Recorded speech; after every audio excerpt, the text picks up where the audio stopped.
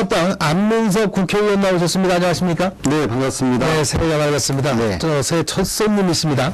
네. 2013년 새해 복 많이 받으시기 바랍니다. 먼저 청취자 여러분께 새해 인사 말씀 좀 해주시죠. 네, 개사형 새해 건강하시고 경제가 계속 잘 풀리지 않을 것 같은데 희망과 용기 잃지 말기를 바라겠습니다. 민주통합당이 18대 대선 패배 이후에 지도부 재편 과정에 있습니다. 박기춘 원내대표가 지난해 12월 28일 선출이 됐고 아직 비상대책위원장은 선출이 아직 안 됐죠? 네, 다음 주 될 예정입니다. 예, 어떻습니까? 우리 안 의원께서 이 박기춘 원내대표 체제에 거는 기대, 또 모르게 도움 주실 말씀 있으시면 어떤 게 있습니까? 기대보다는 사실 좀 걱정이 많죠. 네. 이 어려운 시기에 원내대표를 맡으셨는데 5표 차이로 신계론 의원을 꺾고 원내대표 되셨는데 한 2가지 정도는 좀 해주셔야 될 것 같아요. 첫째로 비대위원장 문제를 이렇게 혼선을 만드는 건 안 좋거든요. 워낙에 원내대표가 겸임하기로 했기 때문에 원내대표께서 비대위원장을 신속히 결정을 하셔야죠. 결정을 하시고 그것을 의원들에게 이러이러해서 이분으로 하겠으니 이분과 함께 당 위기를 잘 수습하고 책임지겠으니 이분을 동의를 해달라. 그렇게 의원들에게 설명을 하고 설득을 해서 이거를 빨리 매듭을 줘야 되는데 의원들 일일이 개파 일일이 그 의견을 다 수렴을 하는 모양새를 취하니까 이게 잘 안 되는 거거든요. 그래서 이 문제를 박기춘 원내대표께서 책임 있게 단돌이 해서 빨리 결정하는 그런 좀 모습을 보여주길 바라고요. 두 번째로는 짧은 기간이죠. 앞으로 한 5개월인데 개파 해체를 약속을 하셨어요. 지난주 원내대표 선거에서. 사실 굉장히 어려운 말씀을 드린 거예요. 민주당의 개파라는 거는 현존하는 당내 정치 현실인데, 개파는 더 이상 없다 말씀을 하셨는데, 저는 적극적으로 찬동을 합니다. 민주당의 개파는 악의 권원이기 때문에 만악의 권원이에요. 그래서 이걸 뛰어넘지 않으면 우리가 새 정치를 한 걸음도 못 가는데, 그러면 신임 원내대표께서 공략하신 개파 해체 문제를 구체적으로 어떻게 하실 건지에 대한 액션 플랜을 제시를 하시고 실행을 하셔야 됩니다. 그래서 이 부분을 하루속히 비전을 보여주실 필요가 있다. 그래서 새로운 정치를 위한 징검다리를 박기춘 원내대표께서 놓아주시기를 그렇게 당부를 드리겠습니다. 네.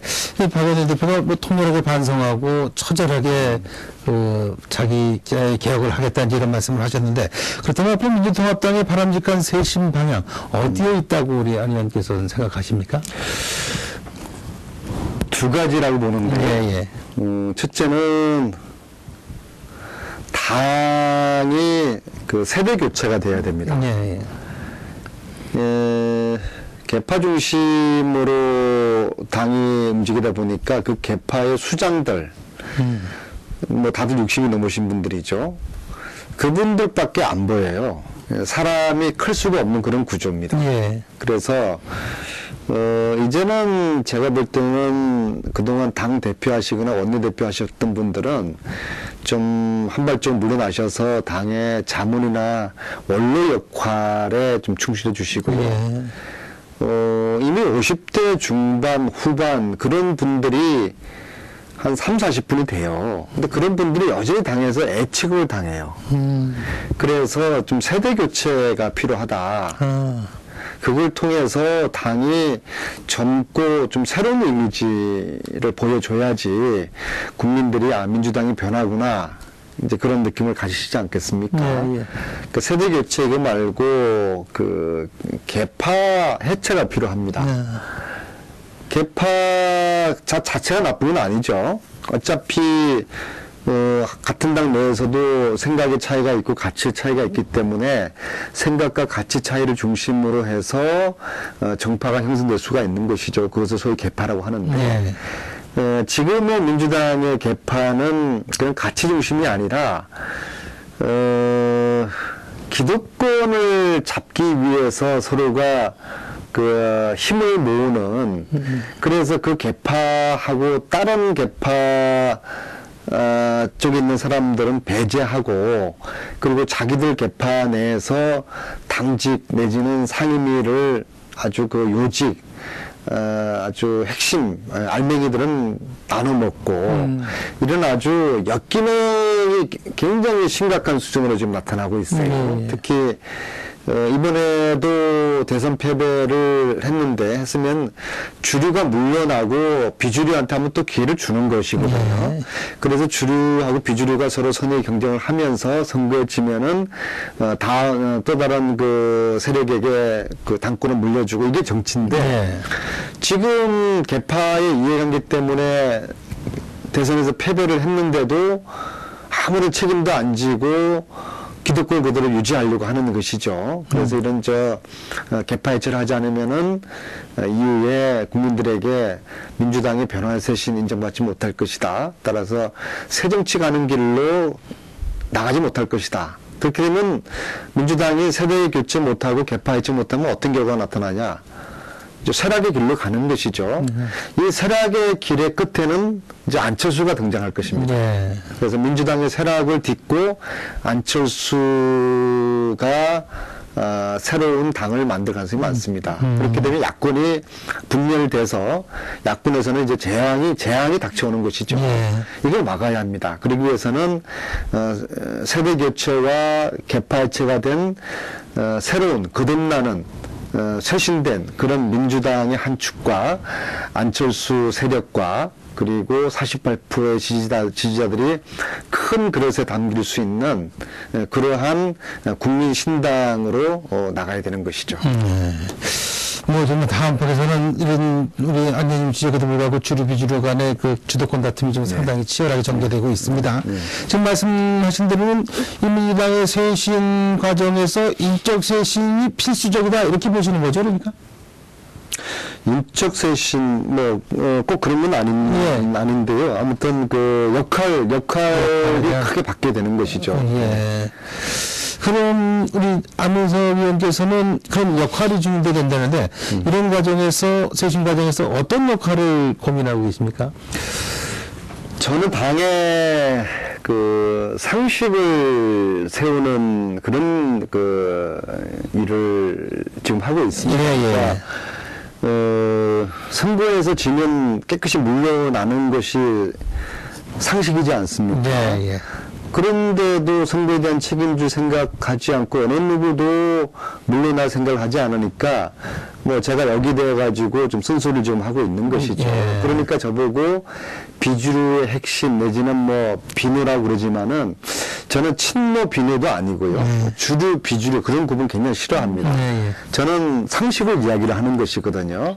선거에 책임 있는 사람들 물러나고 다른 세력에게 기회를 주어야 한다. 그리고 당이 새 정치로 나가기 위해서 쇄신과 변화를 해야 된다.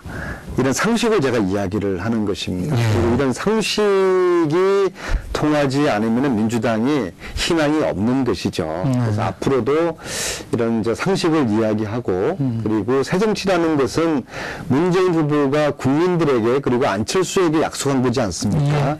이 국민들에게 안철수에게 약속한 새 정치의 길을 나가지 않으면은 민주당은 쇠락하게 될 것입니다. 그리고 이 새정치의 길 속에 민주당의 희망이 있고 안철수 세력과 함께할 수 있는 큰 길을 국민들이 열어주실 거라고 생각을 합니다. 일단 뭐 야당이 굳건하고 강건하고 야당의 체력이 좋아야 국가도 건강해진다. 이제 이런 의미를 봤을 때 야당도 좀 바로 서고 빨리 쇄신이 이루어져서 역할을 톡톡히 좀 해줬으면 하는 게 국민들의 바람입니다. 18대 대선 얘기 잠깐 좀 해봐야겠습니다. 결국 이제 박근혜 새누리당 후보가 51.6%라는 지지율로 대권에 올라섰습니다. 민주통합당으로서는 뼈아픈 결과라고 아니 얘기할 수가 없는데 어떻습니까? 우리 안 의원께서 보시는 민주통합당 문재인 후보의 패인 어디에 있다고 보십니까? 지금 이제 뭐 이런저런 이야기가 많이 있고요. 예. 좀 더 과학적이고 객관적인 분석은 이제 비대위에서 이루어지겠지만요. 저는 무엇보다도 민주당이 총선이 주는 국민 메시지를 제대로 읽지 못했다. 그렇게 생각을 합니다. 총선도 다 이길 수 있는 선거를 우리가 과반 획득에 실패하지 않았습니까? 그렇죠. 왜 그랬을까를 경미하게 분석을 했어야 되는 것이죠. 근데 이제 총선에서 반성을 하지 않고 대선까지 이어진 거죠. 그 다음에 이제 단일화만 되면은 대선을 이길 수 있을 거라는 그런, 오만의 프레임에 갇혀졌다라고 생각을 합니다.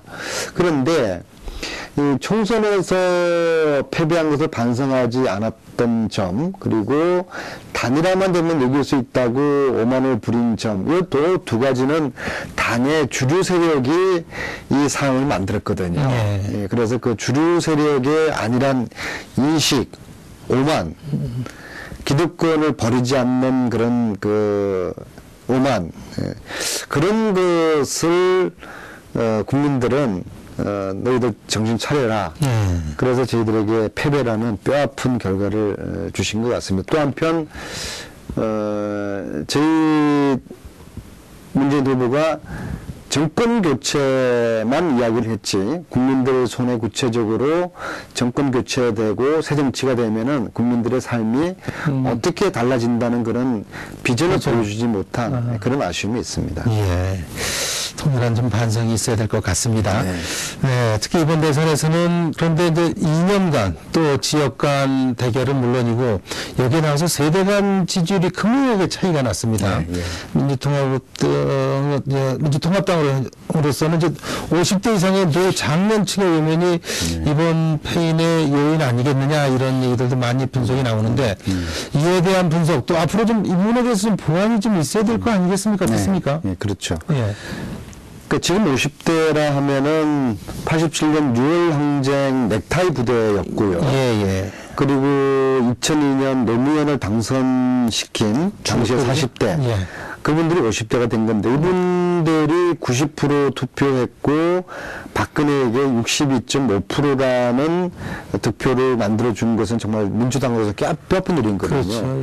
근데 왜 그랬을까라고 했을 때 50대의 민심을 잃지를 못한 것 같아요. 예를 들어서 박근혜 후보의 가장 대표적으로 국민들이 기억을 하는 게 서민가게 부채를 탕감하겠다는 거였거든요. 예. 이게 주로 50대입니다. 하우스푸어라는 게 50대들이 이런저런 이유로 집을 무리하게 샀는데 지금 수입으로 은행 이자 갚는데 아주 지금 뭐 허리띠를 졸르고 있거든요. 쏟아버리겠죠. 예. 소위 말하는 하우스푸어인데 이런 하우스푸어들이 가지고 있는 고통을 박근혜 후보가 그래도 잘 보듬어 줬다고 생각을 합니다. 먼저 선점을 했다. 저는 가계부채 탕감을 한다는 거는 저는 허황된 공약이라고 보거든요. 그럼에도 불구하고 이 어려움에 직면한 50대에게는 그래도 자신들을 알아주는 그런 후보로 이제 각인이 된 거죠. 이렇게 박근혜 후보는 50대를 향한 민생 공약을 대표적으로 던진 반면에 지금 문재인 후보는 그러한 공약이 이제 부재를 했죠. 특히 50대에 있어가지고. 그래서 이 50대가 등을 돌린 그런 이제 원인이 되지 않았나. 그래서 앞으로도 우리가 야당이 그동안 2030에만 신경을 썼고 젊은 층들만 투표장으로 많이 나오면은 이긴다. 이번에도 70%만 넘으면은 투표를 넘으면은 무조건 이긴다라고 했는데 50대가 대거 투표장으로 나옴으로써 저희들이 그 절망스러운 결과를 본 거 아니겠습니까? 그래서 앞으로 이 50대는 저는 새 정치 그런 구호 가지고서는 안 될 것 같아요. 그러니까 유능한 진보가 집권하면은 더 큰 빵과 떡을 손에 쥐어줄 수 있다. 그러한 그 삶이 달라질 수 있다. 가령 손학규가 말한 지난 경선 때 말은 전역이 있는 삶을 보장해 주겠다. 네. 그러한 국민들 손에 빵과 떡을 쥐어주는 그러한 진보의 모습을 50대들에게 보여주는 것. 그것이 저는 해결책이라고 봅니다. 그렇게 되면은 50대 쪽에서 그런 그 빵과 이런 것들을 보여주면은 네. 그게 진보 정치가 아니라 너무 우쪽으로 바른 쪽으로 오른쪽으로 가는 거 아니냐 이런 지적도 나올 수가 있는 거 아니겠습니까? 저는 보수든 진보든 가장 중요한 것은 국민들의 민생을 해결해 줄 수 있는 능력을 보여주는 것이라고 보거든요. 이거보다 앞선다 네. 그 말씀이죠. 보수라도 국민들의 삶을 편하게 해주면은 국민들은 보수를 지지해 줄 겁니다. 예. 근데 우리나라 보수는 재벌과 1% 부자들에 기반하고 말로는 서민을 위한다고 하면서 실질적으로는 줄푸세를 포함해서 기득권층을 위한 그 정치를 하는 거 아니겠습니까? 그래서 우리나라 대한민국의 보수 집단은 서민을 위한 정책을 할 수가 없도록 돼 있어요. 그래서 진보 진영에서 민생 문제를 해결하는 비전을 보여주는 것이 되거든요. 과거처럼 이념적으로 진보라는 것으로 국민들에게 표를 얻지를 못해요. 새 정치 하면 뭐합니까? 새 정치 백날 해봤자 국민들 삶이 달라져야 되는데 국민들 삶을 달라지게 하는 그런 새 정치를 해야 되는 것이죠. 네, 알겠습니다. 이번 경기도에서도 당초 야권이 좀 우위를 할 거다, 이길 거다 이런 게 점이 쳐졌었는데 결국 경기도에서마저 패했습니다. 이 경기도 국회의원으로서 또 민주통합당의 경기도 패배의 이유 또 좀 시급히 보완할 게 있다면 어떤 것이라고 이렇게 보십니까? 경기도의 경우에 박 후보에게 50.4%, 그다음에 문 후보에게 49.2%, 약 1.2% 이제 차이로 졌는데, 참 충격적인 거죠. 2010년에 지방선거 했을 때 경기도 대도시는 뭐 무조건 압승을 민주당이 하지 않았습니까? 너무 좀 안일했던 것 같아요. 경기도는 뭐 이제 민주당이다. 밭이 좋아졌다.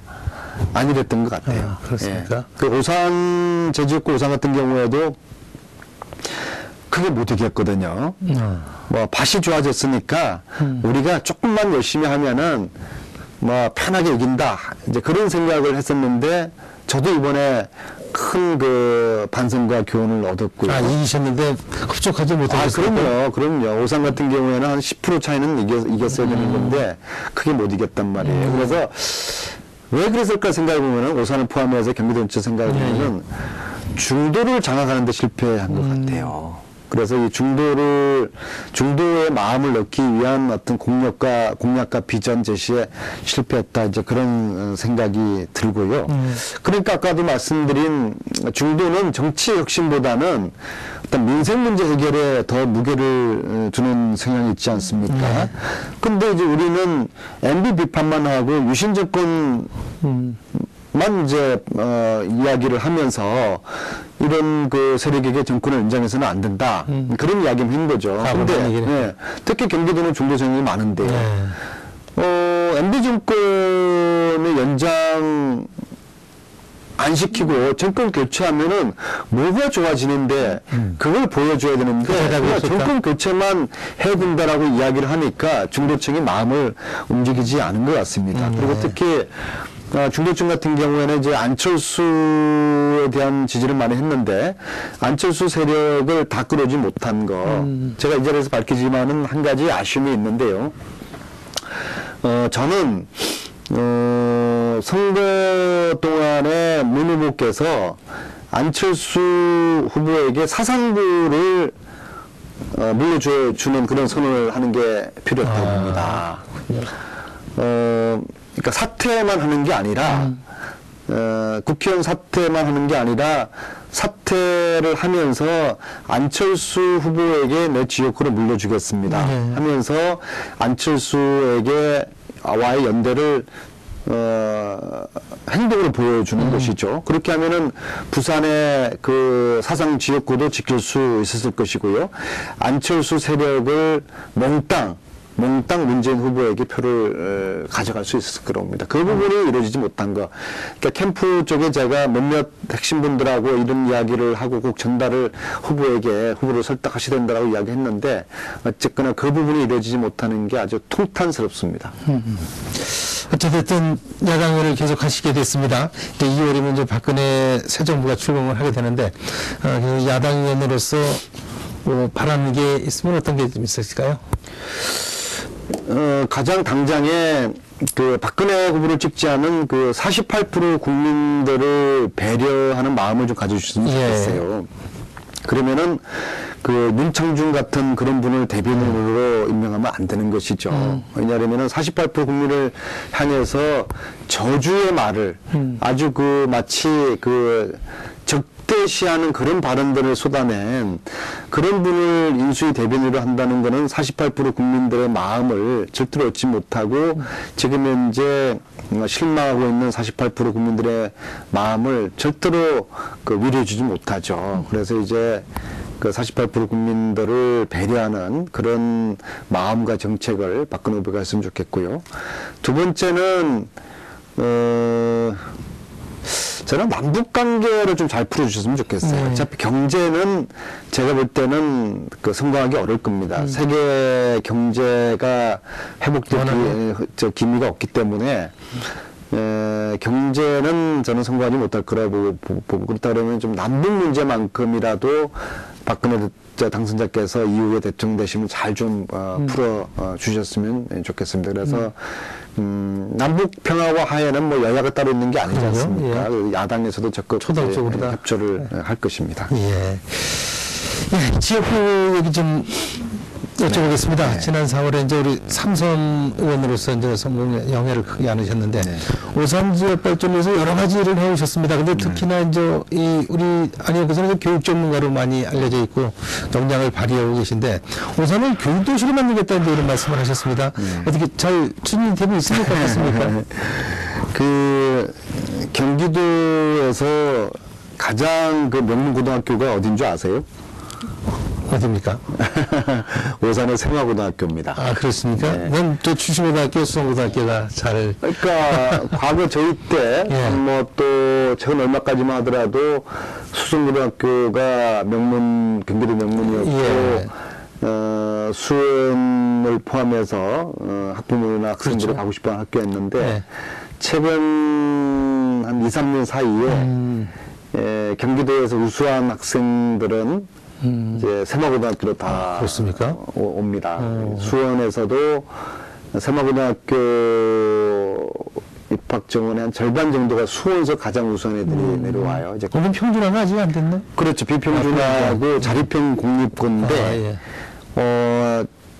참 아이러니한 거죠. 이제 과거 이제 저희들 때는 수원으로 다 몰렸는데 저도 수원으로 갔었고요. 그렇죠. 지금은 이제 수원에서 평택에서 화성에서 이제 오산으로 이제 옵니다. 그래서 제가 듣기로 경기도에서 카트라인이 가장 높은 학교예요. 그래서 아무튼 제 지역 오산에서 공부잘하는 우수한 아이들이 외지로 이제 나가지 않는 거죠. 예, 그래서 이제 세마고등학교가 우수한 아이들을 잡아주는 역할을 하고 그 다음에 그 오산이 그 올해 신년부터 모든 초등학교 학생들 대상으로 수영을 의무적으로 무료로 교육을 합니다. 아, 그렇습니까?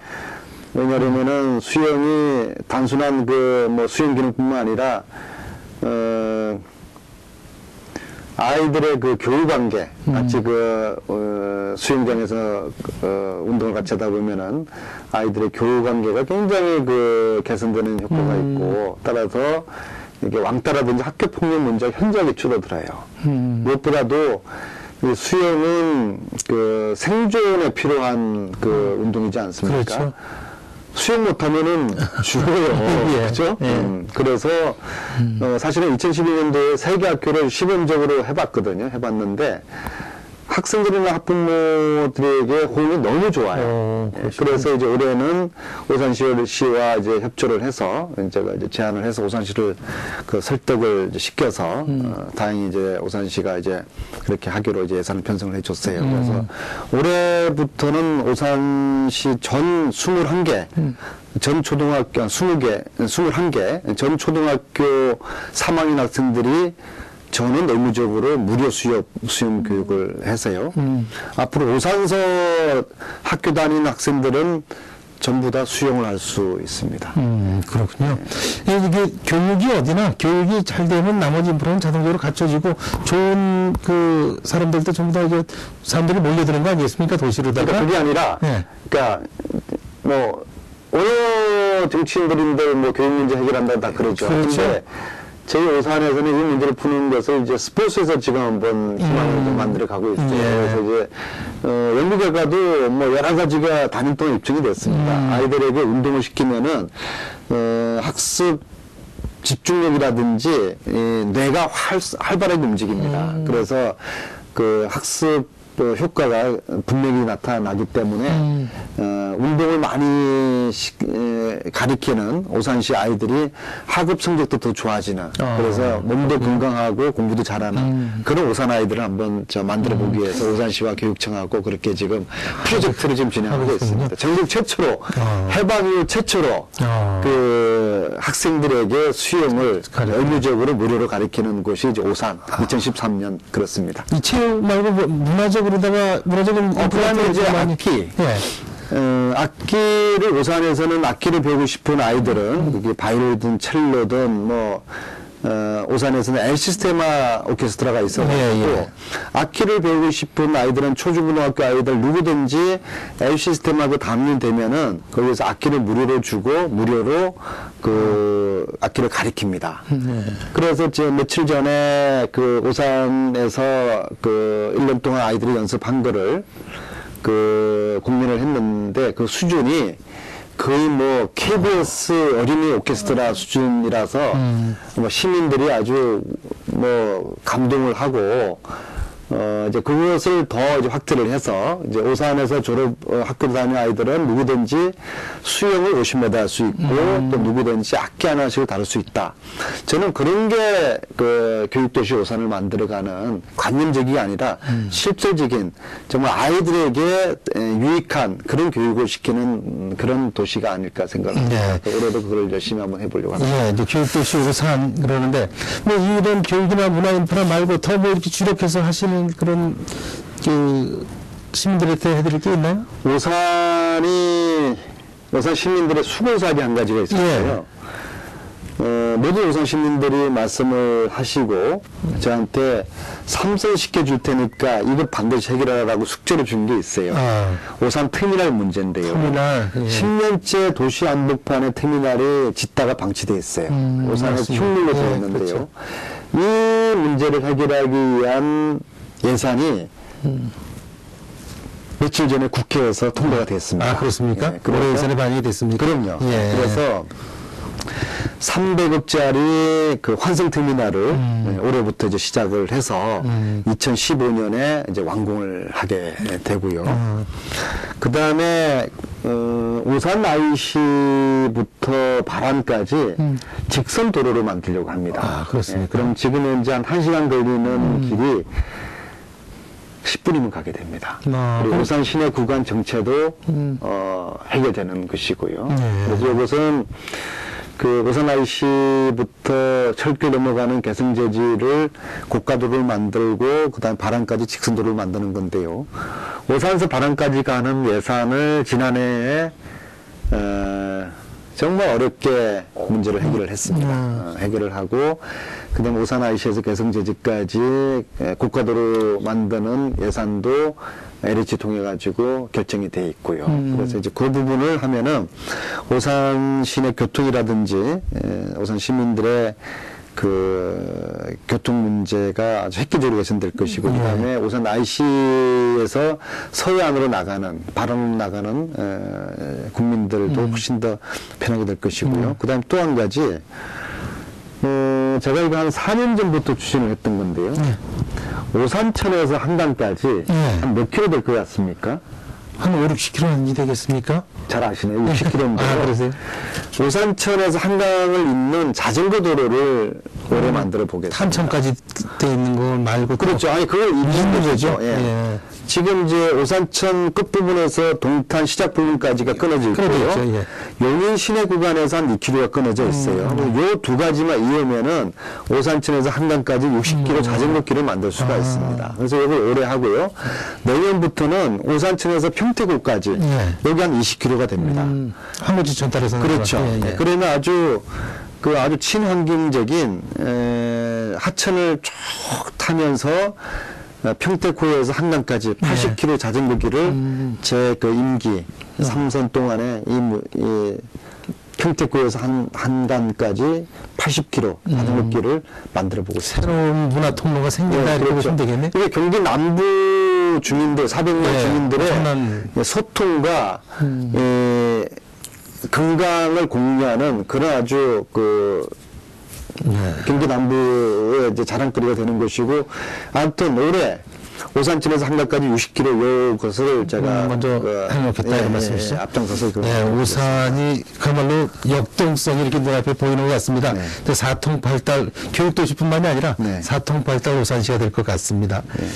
알겠습니다. 우리 안민석 의원님 초대해서 말씀 듣고 있는데 오늘도 준비된 시간이 다 돼가고 있습니다. 끝으로 새해 다짐과 함께 우리 청취자 여러분들께 덕담도 아울러서 한 말씀 남겨주시죠. 네, 한 가지 좀 드린 부분이 있어서요. 오산, 화성, 수원이 서로 상생할 수 있는 길을 찾는 것이 필요합니다. 세 도시가 역사적으로 한 우물을 나눠 먹던 한 형제인데요. 그렇죠. 오산 따로, 수원 따로, 화성 따로 이게 할 게 아니라 통합은 물 건너 같지만 통합은 현실적으로 여러 가지 어려움이 있지만은 각 지자체 간의 행정의 벽을 허물고 경계를 허물면은 굉장히 많은 것들을 할 수가 있어요. 서로에게 도움이 될 수 있는. 예를 들어서 수원의 연화장을 화성, 오산 시민들이 수원 시민들하고 똑같이 10만 원에 사용할 수 있다든지 또 수원의 19단, 야구 19단을 지금 유치 경쟁 한창인데 오산이나 화성이 함께 힘을 모아서 수원, 화성, 오산 시민들이 함께 여가를 즐길 수 있도록 수원 19단 창설을 힘을 함께 모은다든지 그 다음에 교육에 있어가지고도 가령 동탄의 국제고등학교에 수원과 오산 학생들을 위한 지역할당 티오를 좀 떼주고 또 오산의 세마고등학교도 오산 학생들을 위한 지역할당이 20%가 있습니다. 근데 화성과 수원 아이들을 위한 지역할당도 좀 떼어주고 그러면은 오산의 세마고등학교가 아니라 수원, 화성, 오산의 세마고등학교 화성을 위한 국제고등학교가 아니라 오산, 화성, 수원 아이들을 위한 국제고등학교 서로가 상생할 수 있는 길이 굉장히 많습니다.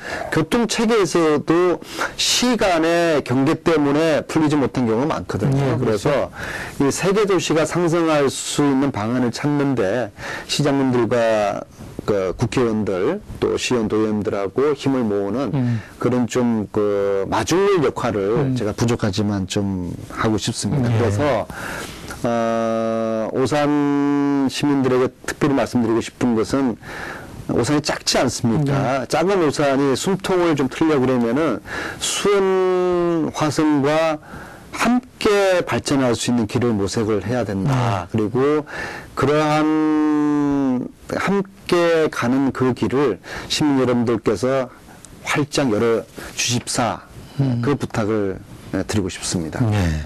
이 오산이 시세는 작지만 시의 역량은 뭐 대도시급 이상의 어떤 역량을 보유한 그런 대도시가 돼가고 있는 그런 느낌을 우리 안민석 의원님의 말씀을 통해서 느끼는 것 같습니다. 지금까지 오산 출신 안민석 민주통합당 국회의원과 말씀 나눴습니다. 안민석 의원님 오늘 말씀 고맙습니다. 네, 감사합니다.